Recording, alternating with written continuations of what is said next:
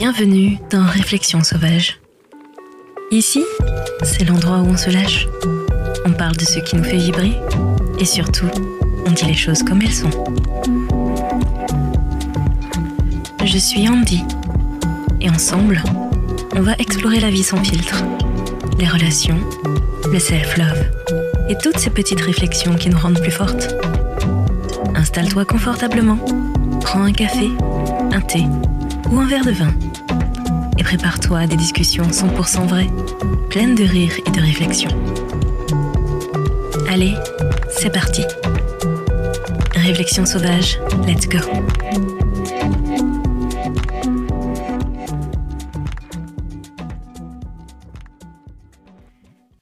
Série spéciale rentrée 2025, Back to the Jungle.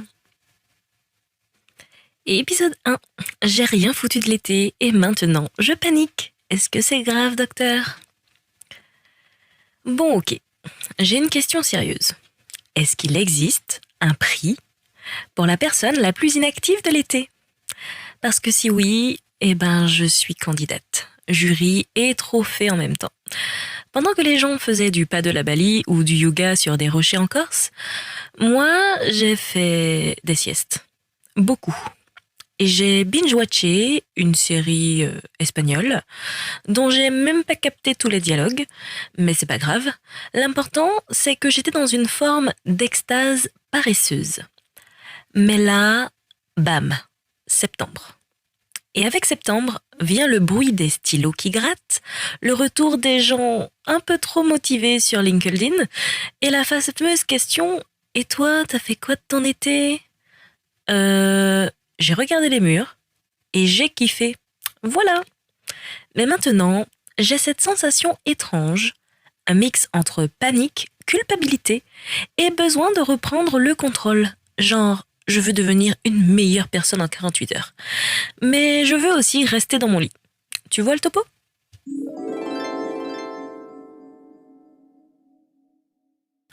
Tu connais le mythe de l'été productif ? Je sais pas qui a décidé que même nos vacances devaient être productives. T'as vu les gens qui postent objectif lecture, 12 livres, je commence une formation DataVis, ou encore je profite de l'été pour faire un deep reset mental. Moi j'ai fait un reset aussi, mais du genre où ton cerveau redémarre en mode sablier Windows 98.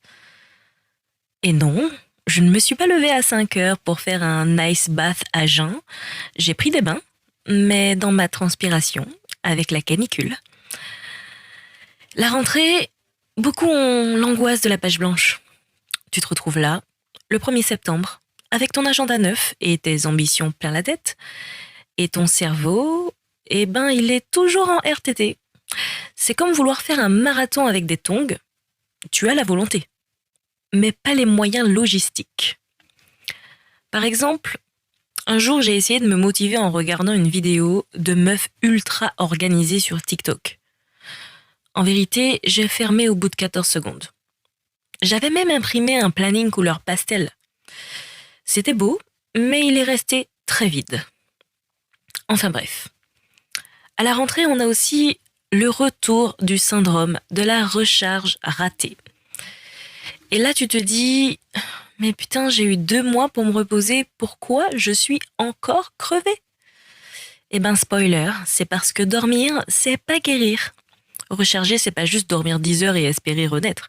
Et puis honnêtement, qui se repose vraiment quand t'as la canicule, les alertes actu météo et ta pote en PLS qui t'appelle tous les 2 jours parce qu'elle fait une mini-dépression d'été ? La minute réflexion sauvage. Tu sais quoi ? Peut-être que toi aussi t'es dans ce cas. T'as vraiment rien foutu cet été. Et peut-être que c'est pas juste normal, mais nécessaire. Dans un monde où tout le monde documente ses vacances comme s'il fallait rendre un mémoire de bonheur au mois de septembre sur Instagram, choisir de s'éteindre un peu, c'est un acte radical. Traîner, ralentir, ne pas publier, ne pas faire performer tous les jours, ne pas se métamorphoser. C'est pas du laxisme, c'est pas de la paresse non plus, c'est juste de la toute douce. C'est de la tendresse envers soi-même. On nous vend des étés utiles, transformatifs, optimisés, comme si on était en open space avec le soleil en stage d'observation, mais parfois, juste exister sans objectif, c'est déjà énorme. Boire un sirop à la menthe en fixant le plafond, c'est pas rien. C'est de la méditation version flemmarde et ça compte quand même. Le truc, c'est que depuis longtemps, on a intégré que tout devait avoir une valeur. Même le repos, même le silence, même le vide. Alors forcément, si t'as pas lu 12 livres de développement personnel et que t'as pas fait une retraite dans les Cévennes ou redéfini ton business model, tu te dis peut-être que tu as raté ton été. Mais en vrai, tu n'as rien raté du tout, parce que finalement, tu n'as rien à prouver. Tu n'as pas à revenir avec un avant-après, genre moi avant l'été et voici moi après ma transformation mystique grâce à un smoothie mangue chia. Franchement, si t'as juste réussi à garder la tête hors de l'eau cet été, je pense que t'as déjà tout gagné.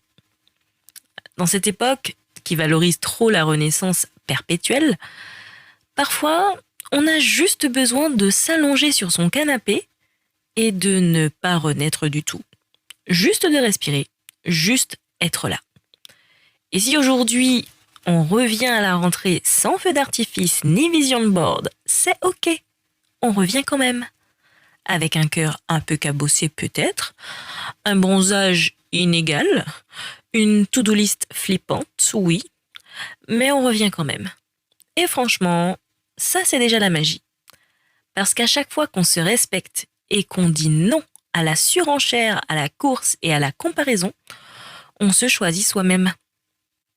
Et se choisir soi-même, même un tout petit peu chouïa, même juste un dimanche après-midi à rien faire, eh ben franchement, c'est une vraie force. C'est pas du retard, c'est pas de la panne, c'est de la transition. Et les transitions, c'est nécessaire, et ça se fait pas forcément en story à la une, ça se vit dans le flou, dans le mou, dans le lent. Alors, si t'as passé ton été en short trop grand, avec des cheveux sales et le cerveau débranché, félicitations meuf. T'as peut-être pas avancé dans la to-do, mais t'as survécu à toi-même, et ça, ce n'est pas rien. Les conseils sauvages. Alors maintenant, venons-en au concret. Parce que bon, un peu philosopher pendant 40 minutes sur la beauté du vide existentiel, c'est bien, mais à un moment, faut bien gérer cette rentrée de sauvage. Et non, je ne vais pas te sortir un plan de 21 jours pour devenir CEO de ta vie. Je vais te dire des trucs qui se font entre 2 cafés réchauffés, avec une gueule de bois pour certains, et une vie émotionnelle bien remplie de fin d'été. Premièrement, fais le deuil du nouveau toi et réhabilite le toi version réaliste. Parce qu'on est en septembre, pas dans un relooking extrême. Laisse tomber l'idée de devenir une girl boss green à la productivité d'une machine à café sous stéroïdes. Si tu veux vraiment devenir une meuf qui se lève à 5 heures, qui médite, qui court, qui meal prep et qui lit Kant avant le petit-déj, non. On n'a pas envie de recommencer tranquille et c'est très bien comme ça. Adopte le mode sprint de tortue. Tu avances lentement, mais avec intention. Et voici un petit défi pour toi.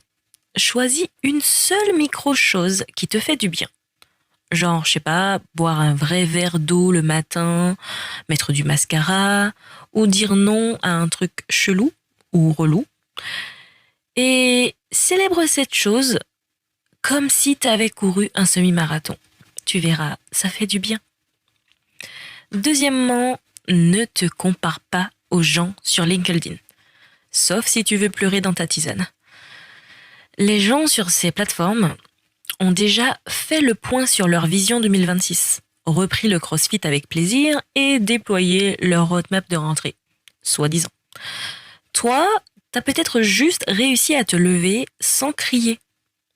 Genre, de bonne humeur, pour une fois. Et franchement, on applaudit. LinkedIn, c'est la Fashion Week du taf. C'est pas la vraie vie. Toi, t'es dans les coulisses avec ton legging et ton ordi en mode slow. Et c'est très bien comme ça. On a besoin aussi de gens lucides, pas d'humains PowerPoint. Numéro 3, la règle numéro 1. Recommence petit.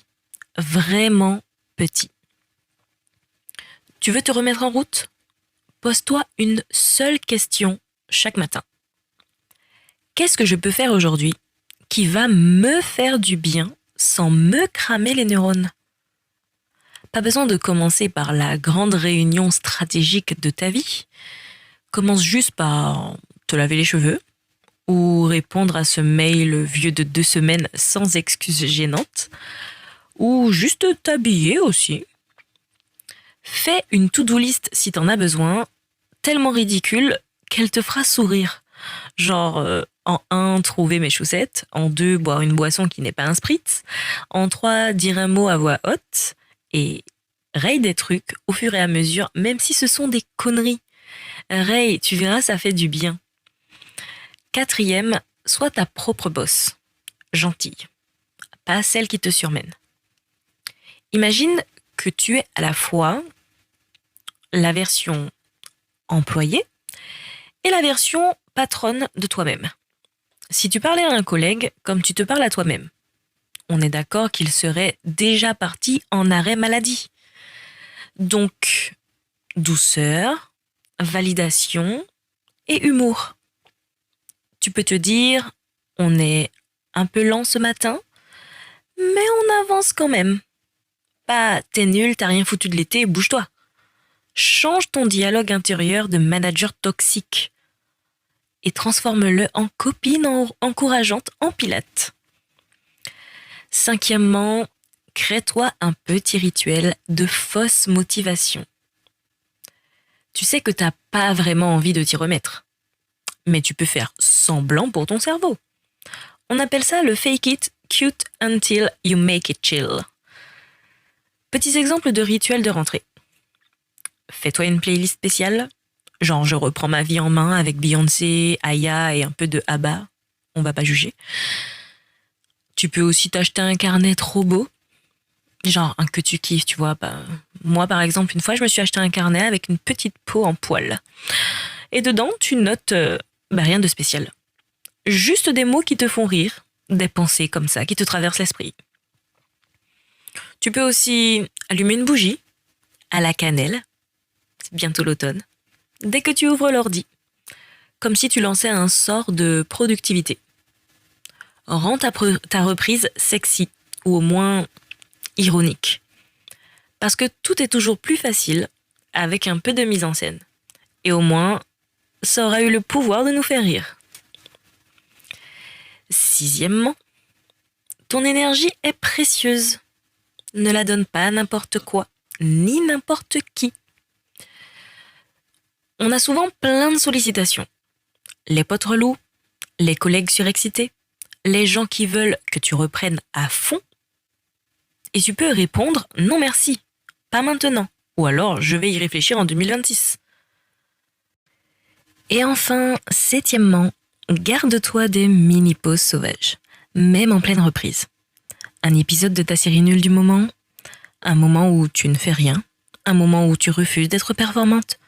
Ce n'est pas une perte de temps, c'est une sauvegarde mentale. Adopte le principe du micro-kiff obligatoire par jour. Je sais, je l'ai déjà dit, mais ça fait du bien. Un dessert, un fou rire, un moment sans écran, même minuscule, même ridicule, mais juste pour toi. Tu n'es pas une machine qui redémarre. Tu es un être humain avec une batterie, parfois à 2%, parfois à 103%. Et tu sais quoi? T'as le droit d'y aller tranquille, d'improviser, d'avancer en dansant. Tu construis ton rythme, tu choisis ton tempo. Et la seule chose à vraiment retenir, c'est que tu n'as pas besoin d'en faire plus pour mériter de respirer.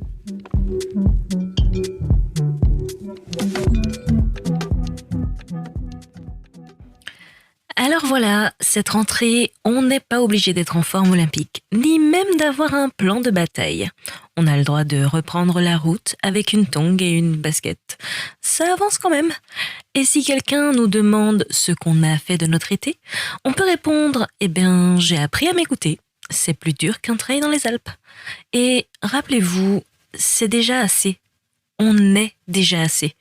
Même si on a passé juillet à grignoter des abricots en écoutant du Céline Dion, on reprend son rythme et on le fait avec panache.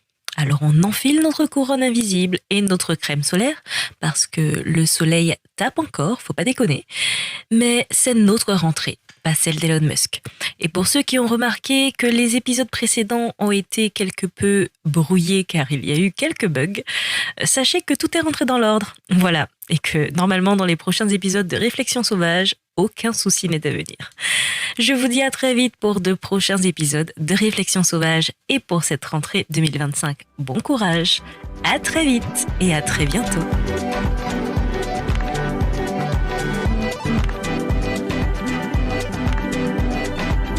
Et voilà, c'est tout pour cet épisode de Réflexions sauvages. J'espère que ça t'a fait sourire, réfléchir et peut-être même un peu bousculer. Si tu as aimé, n'hésite pas à partager avec une amie, laisser un petit avis ou tout simplement en parler autour de toi. On se retrouve très vite pour une nouvelle dose de réflexion, de rire et d'authenticité. D'ici là, n'oublie pas, reste sauvage, reste vrai et surtout prends soin de toi.